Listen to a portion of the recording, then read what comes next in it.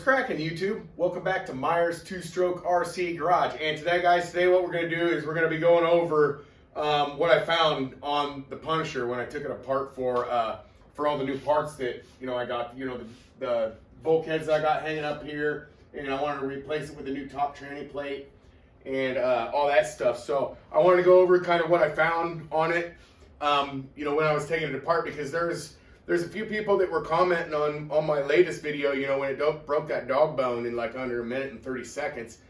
It didn't break it under, it broke it under no power, I guess is what I'm trying to say. And there's a couple people that said, that the 71 is just too much and it's just too detrimental on equipment and stuff like that. And I don't feel like that. I feel like that's more of the Diablo 88's job, as far as I'm concerned. Yeah, I don't think that the 71 is too extreme for a Baja, and I truly think it can be a reliable machine. And on this channel is where you're going to see the reliable 71 Supreme Baja, and I'm going to make it a point. And in fact, when people say that, it kind of gives me more drive to make it work. So, anyways, let me get you guys down here closer to the bench, and I'll show you what I found. And a lot of it makes sense of why stuff was breaking and it wasn't very reliable, because I'll explain to you everything once we get down here closer. So I'll be right back. All right, guys, I got you down here closer to the machine. And what I want to go over first is when I was taking this apart, I got the rear end taken apart, the control arms hanging and everything. And I was going, to take the transmission. I got the bulkheads out and all the control arms out of the way and everything. And I was going to take the transmission out. And I was, trying to, loosen the 4 bolts. There's these 2 here, and then these 2 way back here you can barely see with the shadow. But I was working on getting those loose, and upon doing that, I grabbed the transmission, and it shifted, just by me grabbing it in there. So I checked the bolts, and all 4 of the bolts were tighter than piss. So what I think is, over time, there's been some Loctite buildup up there, and something like that happened, and the transmission bolts were tight, but they weren't exactly holding it. And I want to let everybody know that I did not pull the transmission when I put the 71 in it.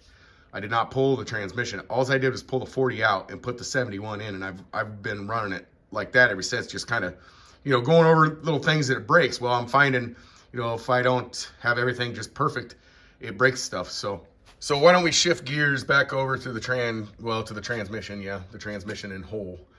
And, I wanted to go over a few things here because, like I said, this transmission was shifting, and there, amongst other things, was happening in it as well.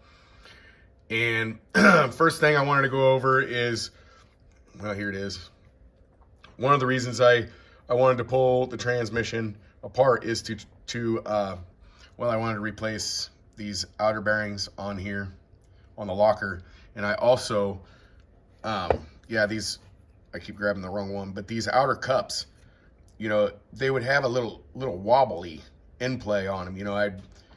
I could wiggle them up and down like this in the transmission in the machine. So I didn't like that, and so I wanted to get to the bottom of that. And this is a really, really sweet setup. I don't know if anybody's seen one of these Taylor lockers disassembled, but it's a really sweet setup. And what happens, let me see if I can get this right on camera, but that slides into there, and then that slides in all the way. And then you got a 5mm pin that goes down through the top, and then you have a set screw that holds the pin in. And that's how they work. And what I really like about it, and this is what I believe makes it the strongest locker in the world, is it not only does it have that 15mm pin right here, it also has, you see that hex? It fits in to the hex. So if that pin fails, you still got that hex to drive your car. I mean, otherwise, let me see if I can find a normal. So that's a normal one. See, a normal one does not have that. You're just stuck with that pin, and the pin's way smaller, you can see. But so that's what I truly believe makes this the strongest locker in the world. And then, when I was taking, these inner cups out, what I found is it shattered both the pins, and that's why I was getting a bunch of wobbly stuff, you know, going on with it. And then, let me see, what else I also found is to get those pins out, to remove the grub screws, you have to take out these bolts to get a wrench on the grub screw and to get the grub screw out. Well, what I found out upon, you know, trying to get this loose is it was not tight at all. It was barely even snug. So I'm really glad that I went ahead and did this anyways, because I have a feeling if 2 of them were just barely snug, then all 4 of them are barely snug too, and I don't like that.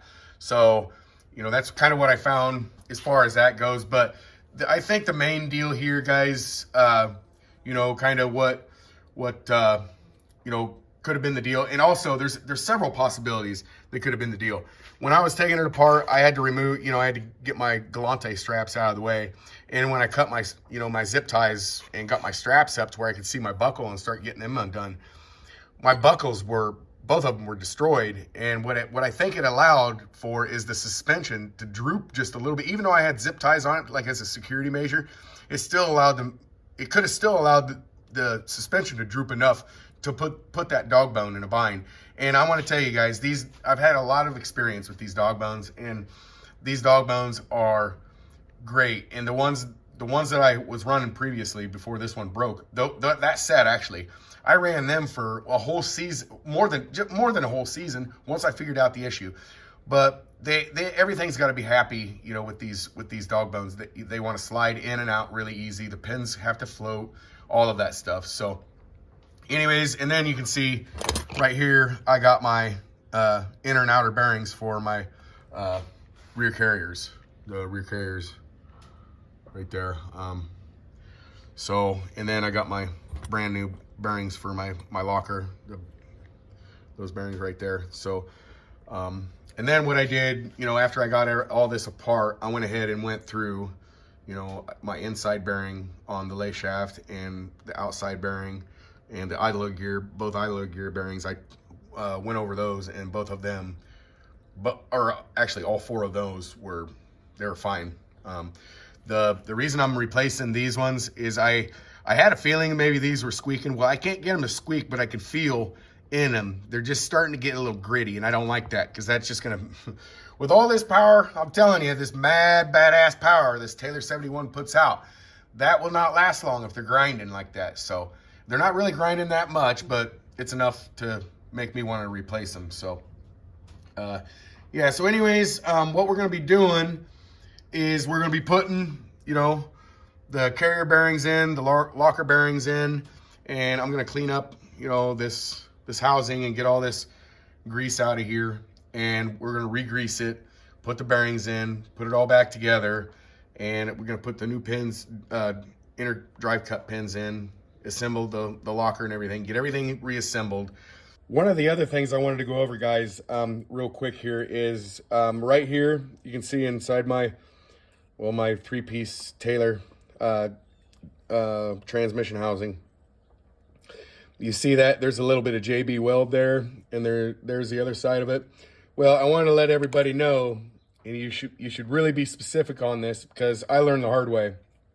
I had just got this transmission, you know, housing or whatever, gear housing or whatever you want to call it, and I just got it. And when I was, you know, installing the ring gear, I installed the ring gear to where these bolts were facing the spur and pinion gear, and every time I hit the throttle, it would constantly loosen them. And so what ended up happening, this was brand new, and they came loose, and it spit one of them out, that cover, and it was brand new. And I was like, oh man, it's a $150 cover. So what I did was I went ahead and patched it with JB Weld.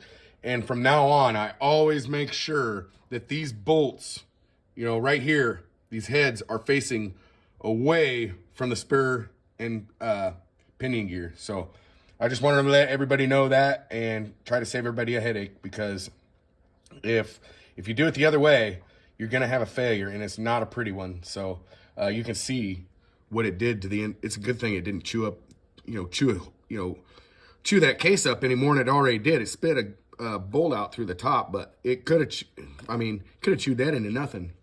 But anyways, I wanted to go over that and all that stuff. So, and I'm not going to be, I think I learned a lesson of, about, you know, doing a test strip in the backyard. If I'm going to drive this thing, I'm going to make sure I catch it on camera. So, but anyways, I'm going to set up my Galante straps and everything. And, you know, I got everything I need to get everything, you know, set up straight and tight and everything. So, yeah, so that's going to do it for today's video, guys. You know what to do if you like the video. We will see you in the next one.